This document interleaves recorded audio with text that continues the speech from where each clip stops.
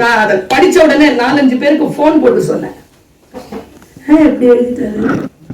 எப்பவாவது நீங்க கொடி கம்பத்தை பார்த்து இப்படி யோசிச்சிருக்கீங்களா? இந்த அரசியல் கொடிகள்லாம் பறக்கும்ல, கொடி கம்பத்தை இப்படி எழுதுறாங்க.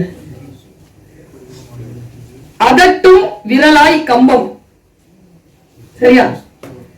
அதட்டும் விரலாய் கம்பம், ஆபாச வசவில் அசையும் நாவாக கொடி. ஏதோ மீட்டிங் பார்த்துக்கிட்டே எழுதியிருப்பாங்க.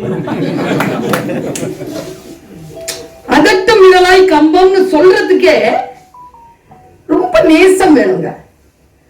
மக்கள் மீது பெரும் நேசம் கொள்ளாமல், பெரும் கருணை கொள்ளாமல் இந்த வார்த்தைகள் வரவே வராது. மலர் மரங்கள் பிடுங்கப்பட்ட இடங்களில் இப்போது இந்த மலட்டு மரங்கள். கொடிக்கம்பத்தை சொல்ற